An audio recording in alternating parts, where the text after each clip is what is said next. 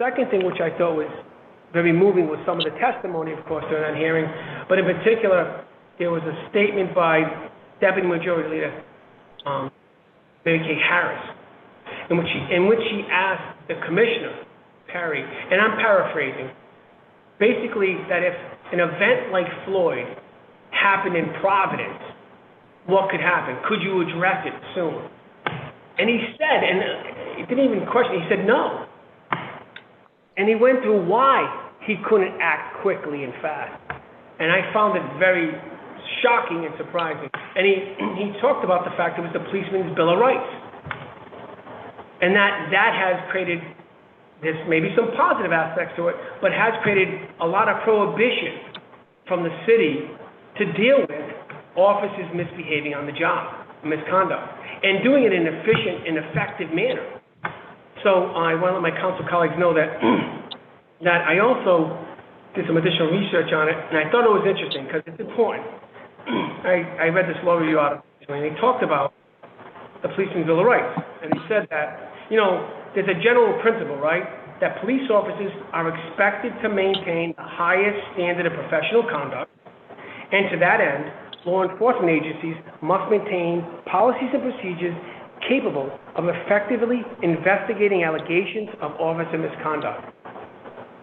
Also, that if police officers have a greater responsibility to conduct themselves in the most professional manner because of their special power to use force, then it is arguably that they should be subject to the closest scrutiny regarding alleged misconduct.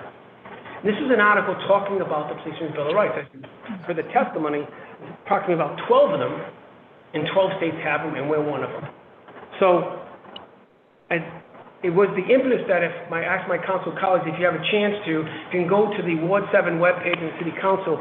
I've started an online petition